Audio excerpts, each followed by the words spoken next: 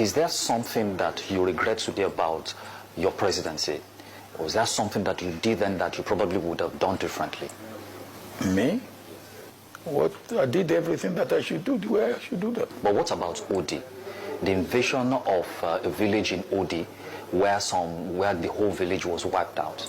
Of course, if I have soldiers and police who are the instrument by which I should maintain security, and I sent police and they were killed, and I sent soldiers and they were killed, what do you expect me to do? If you were in my position, what will you do? It was on November 1999. Nigeria had just returned to democracy.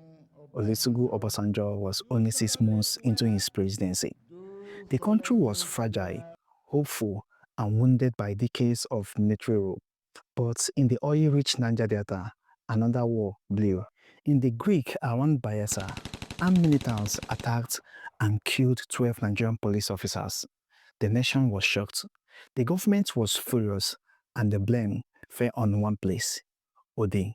The federal government demanded that the killers be handed over, but the communities insisted that the militants were not from Odi. Then President Olusegun Obasanjo gave the order, an order that would change the town forever.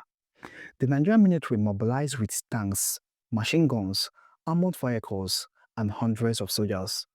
What happened next is still argued in Abuja, still denied by some, and still remembered by those who survived. The soldiers entered Odi with full force, and suddenly, the town became a war zone. Houses burned, shrines burned, and even churches were burned. The marketplace was also burned. Street after street turned to ashes. Gunfire echoed through the mangroves. Civilians fled into the swamp, running barefoot through the mud. By the time the smoke cleared, Odi was no longer a town. It was now a rumble. A silence heavier than death filled the air. The Nigerian government said that only the militants who resisted were killed, but human rights groups, eyewitnesses, and survivors told a different story, a darker story. Some said dozens died, some said hundreds, some claimed over 2,000 were killed. The town was erased, not one house left standing. For years, the survivors fought for justice. And in 2013, the federal government finally paid compensation after a court ruling. But money cannot rebuild memories. It cannot resurrect the dead. It cannot even erase the trauma.